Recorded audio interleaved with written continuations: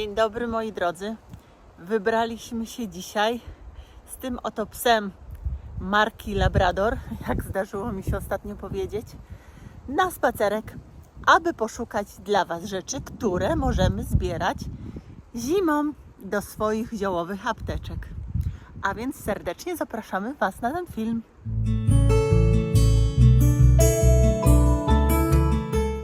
A tych rzeczy, które natura daje nam również zimą, żebyśmy byli zdrowi i szczęśliwi, jest więcej niż możecie sobie wyobrazić. Więc postanowiliśmy, że taki film też się przyda i dzisiaj właśnie w tym filmie opowiemy zarówno o roślinach, które możemy pod śniegiem albo nawet jak nie ma śniegu gdzieś wypatrzeć, albo o różnych innych rzeczach, które z roślin możemy pobierać, czy możemy w jakiś sposób korzystać, nawet w tych zimowych miesiącach. Zaczynamy. No oczywiście muszę zacząć od tego, że mamy jeszcze na drzewach różne owoce, które nam zostały po jesieni. Czyli mamy jarzębinę, mamy tarninę, mamy rokitnik, mamy dziką różę, mamy, co tam jeszcze mamy? Jałowiec. I te wszystkie rzeczy możemy też jeszcze sobie zbierać i możemy sobie je przetwarzać. Natomiast ja akurat stoję na stanowisku, że zostawmy to, co zostało, zwłaszcza jak, patrzcie, tak jak tutaj wszystko jest przykryte śniegiem, zostawmy to ptakom, żeby one też miały szansę przeżyć, zwłaszcza te, które z nami zostały, nie uciekły do ciepłych krajów i żeby one miały co jeść. Więc myśmy już sobie jesienią i latem zrobili zapasy, zostawmy to dla ptaków. Ale na przykład taka jemioła, która wisi na drzewach, jeżeli ktoś jest bardziej wysportowany, elastyczny, zwinny i gibki, to może sobie tam po tę jemiołę wskoczyć na drzewo. Oczywiście nie zachęcam do jakichś ekstremalnych wycieczek w górę, ale jak uda nam się, to możemy tę jemiołę zebrać i sobie ją przetwarzać. Na kanale jest film o jemiole, więc jeżeli chcecie wiedzieć, co to jest i dlaczego dobra jest ona również dla naszego zdrowia i w jaki sposób możemy ją przetwarzać, to Was serdecznie zapraszam, tutaj Wam podlinkuję. Ale oprócz owoców i oprócz jemioły są jeszcze inni mali bohaterowie zimowego leśnego poszycia. I teraz postaram się pójść na ich poszukiwania. I mimo, że nie ma śniegu, to pod śniegiem zimą, a jak nie ma śniegu, no to tym bardziej można znaleźć bardzo wartościowe ziółka. Tutaj proszę bardzo, co ja znalazłam? Gwiazdnica.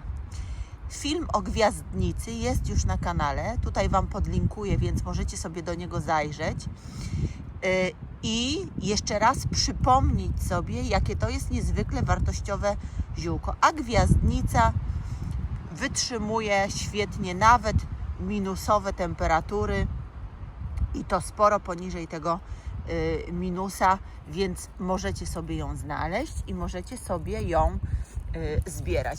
No inne też, tutaj widzicie trybula, gdzieś się tam leśna zaplątała, tu jeszcze są jakieś listki jeżyn, ale generalnie chodzi mi o tę gwiazdnicę, bo ona jest właśnie z tego słynna, że w zimie potrafi nawet zakwitnąć.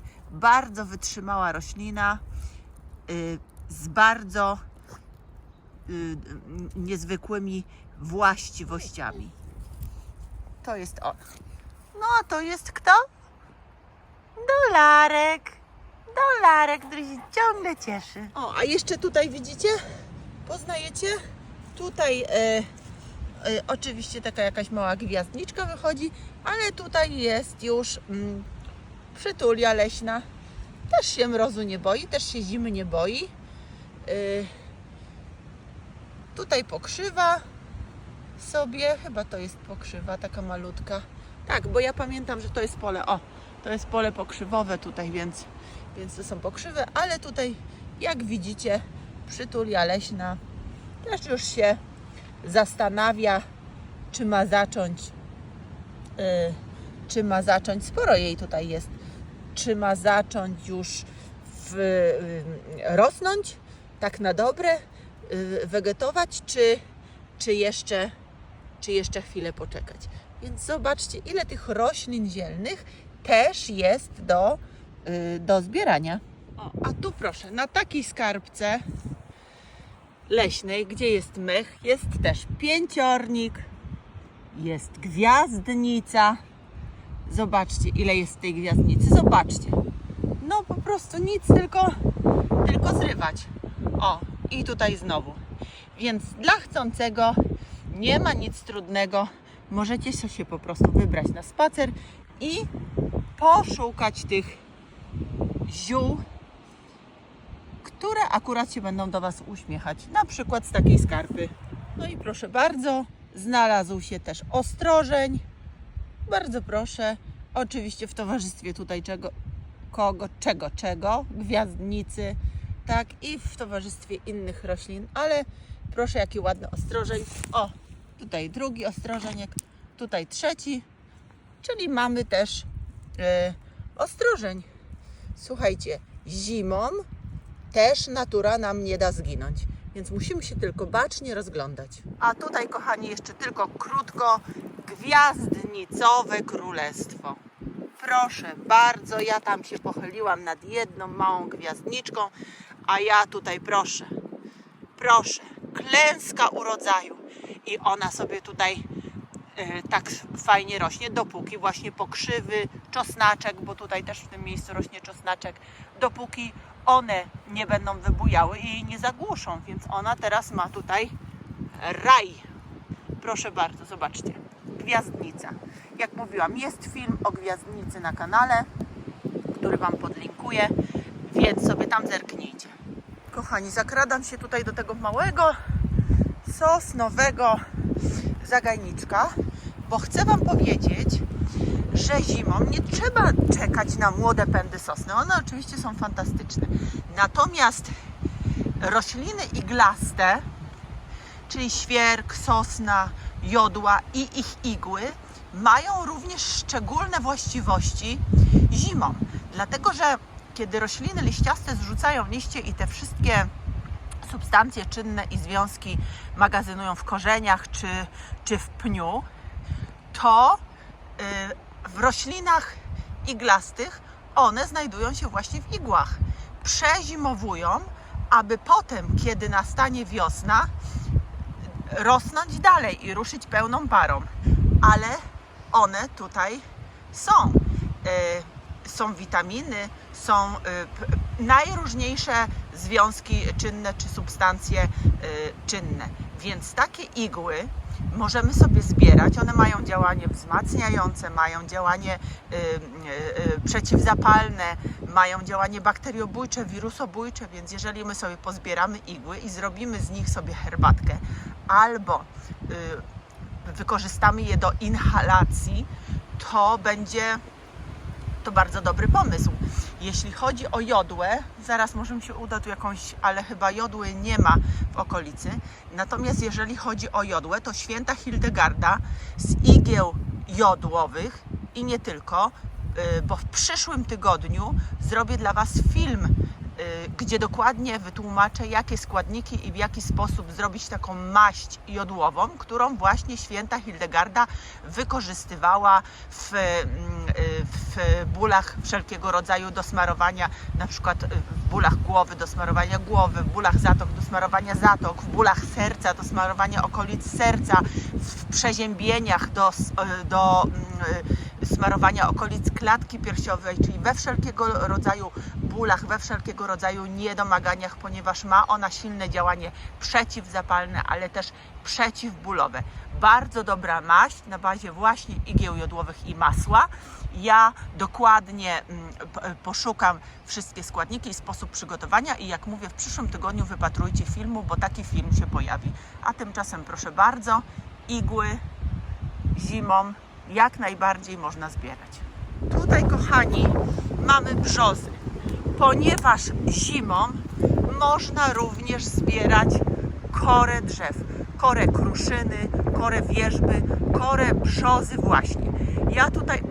Ja mam takie ambiwalentne uczucia, jeśli chodzi o zbieranie soku i kory z drzew, to wiecie. Natomiast jeżeli my będziemy zbierać, nie okorowywać bardzo grubą warstwą tego drzewa, tylko zbierać tę wierzchnią warstwę, tę białą, gdzie jest właśnie betulina, czyli ten związek. Film o brzozie też jest. Też Wam podlinkuję i sobie zobaczcie, jakim brzoza jest cudownym drzewem. Jeżeli my tylko tę warstwę z betuliną zbierzemy, a proszę bardzo, tutaj jest zdjęcie, w jaki sposób możemy to robić. Po prostu musimy cienko naciąć i tylko tę górną warstwę odsunąć i zedrzeć. I oczywiście też nie na całym drzewie, tylko z jednego drzewa tyle, troszeczkę z drugiego drzewa, troszeczkę, żebyśmy mieli. Potem sobie ususzmy tę korę i wykorzystujmy też do naparów i będzie miała super działanie przeciwzapalne, również antywirusowe, antybakteryjne. Przyda nam się w naparach, może tych naparach również z igieł sosnowych. Oprócz oczywiście naszych suszonych ziółek, które mamy w kredensie i które możemy sobie dokładać. Więc w taki sposób pozyskujemy korę, ale ja Wam zaraz pokażę, w jaki sposób ja pozyskuję i co do mnie trafia, jaka metoda okorowywania czy zabierania drzewom kory. A najlepiej, kochani, to po prostu przejdźcie sobie wśród tych brzózek teraz takich zimowych i zobaczcie, ta brzoza sama Wam tutaj tę korę oddaje. Widzicie? Ona tu odchodzi, możecie wziąć, tu odchodzi, też możecie oderwać i będziecie mieć tę korę, którą wykorzystacie. Tu jest dużo, tam na tamtym drzewie jest dużo. Ona teraz rośnie, więc tej brzozowej kory, zwłaszcza tych białych części, gdzie jest dużo betuliny, będzie sporo. Nie trzeba nacinać, nie trzeba zdzierać, po prostu brzoza Wam sama tę korę odda. No, taka to ci natura. Zobaczcie, ile tutaj tej kory odchodzi. Widzicie? Nic, tylko przejść się od drzewa do drzewa i na pewno nazbieracie tyle, ile Wam będzie potrzebne. Kochani, szłam po drodze i zobaczyłam korę brzozy. Gdzieś ją widocznie z tego lasu wywozili. Mam nadzieję, że to wywożenie na potęgę drzew już się skończy. Chodź, Dolarek, chodź! Bo tutaj też wykarczowali las, niby będą robić nowe zasadzenia, bo tutaj były połamane drzewa, ale ja w to do końca nie wierzę. Natomiast jeżeli znajdziecie na przykład taki kawałek kory, bo to mnie zainspirowało, żeby Wam powiedzieć, że z takiej wilgotnej kory brzozy możemy zrobić ognisko, tak? Możemy ją zapalić i siedzieć w tym dymie, który się będzie unosił podczas palenia wilgotnej kory brzozy, aż tak chwilę, aż będziemy mogli wytrzymać, bo te oczy nas nie będą piekły. I po paru takich seansach wygnamy z naszego organizmu gronkowca. To jest sprawdzony sposób na to, jak pozbyć się gronkowca z organizmu. Zrobić ognisko z wilgotnej brzozowej kory, siedzieć i wdychać ten dym. Kto ma takie doświadczenia, to proszę mi tutaj potwierdzić, że tak faktycznie jest i że Wam też to pomogło. Dolarek, Ty nie masz gronkowca, bo Ty jesteś zdrowym pieskiem, Pancia o Ciebie dba. No dobra, idziemy dalej. No taki trochę mizerny jest ten krajobraz zimowy, ale co chciałam powiedzieć, że nie tylko można brzozę, ale jak wspominałam, na przykład kruszynę i wierzbę okorowywać. Jeżeli chodzi o kruszynę, no to ona jest taka, tu akurat nie, tu jest czeremcha, natomiast kruszyna z drugiej części lasu chyba już tam do niej dzisiaj nie dotrę, ale gdybyście chcieli kruszynę okorować, to musicie po prostu sobie wiosną, latem, jesienią zapamiętać, które to jest drzewo i wtedy wiedzieć, że to jest kruszyna, bo tak to może być Wam trudno rozpoznać. Chociaż może ja do tej kruszyny dotrę, to Wam pokażę. Ale jeżeli nie, no to musicie w ramach spaceru, na który będziecie chodzić, zapamiętać sobie miejsce, gdzie jest kruszyna, wiedzieć, że to jest ten krzew, który akurat ten, a nie inny, czyli na przykład kruszyna, na przykład wierzba, no bo brzozę to łatwo rozpoznać i wtedy przyjść sobie zimą i trochę tej kory pozyskać. No idziemy sobie z dolarkiem na poszukiwanie tej kruszyny, ale póki co mamy tutaj dużo tej czeremchy. Czeremchę jest stosunkowo łatwo zidentyfikować, bo ona ma takie ciapki, czy takie kropki na łodydze, na konarach. Widzicie? Ma takie kropkowane i to jest właśnie czeremcha. Potem możemy ją rozpoznać. Tam jest taki duży, czekajcie, z narażeniem życia i zdrowia. Wezmę się, o, tu chyba ktoś mieszka w takiej dziurce, to ja nie będę przeszkadzać, ale tu widzicie, tak? Wyraźnie widzicie, jakie kropkowany pień, no bo tutaj już w zasadzie pień ma ta czeremcha, ale wszystkie gałęzie i wszystkie konary też tak wyglądają. Idziemy, żeby nikomu nie zakłócać zimowego snu. No i tutaj znaleźliśmy małą kruszynę. O tyle jest łatwo, że zobaczcie, tutaj jeszcze widać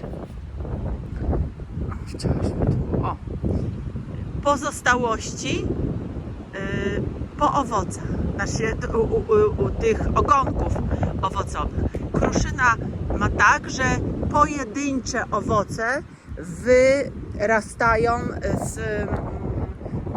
z gałązek. Dlatego czeremcha wyrasta gronami, natomiast kruszyna pojedynczo. Czekajcie, jeszcze tutaj zacznę. O, widzicie? I no tutaj akurat jest takie złączone, podwójne, ale generalnie pojedynczo, więc to jest ta kruszyna. Ale jak mówię, najlepiej sobie zapamiętać, bo nie zawsze jest tak, że one zostaną ogonki na drzewie, więc najlepiej sobie zapamiętać miejsce, gdzie jest kruszyna i wtedy sobie po nią przyjść, jeżeli chcemy korę. Prawda, Dolarku? Dolarku? Aha, ty jesteś pies tropiący i masz tam jakiś trop. Dobra, a my idziemy dalej. Widzicie, a propos kruszyny, to tutaj jest kruszyna, ta nasza, tutaj jest kruszyna, tutaj i na niej no nie ma pewnie wiatr albo może było więcej tutaj ptactwa jakiegoś, które się do tego dobrały.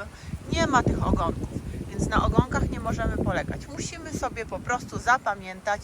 Ja też nie jestem dendrologiem, specjalistą, żeby się tak na drzewach znać i rozpoznać je tylko po pokroju, na przykład i po korze.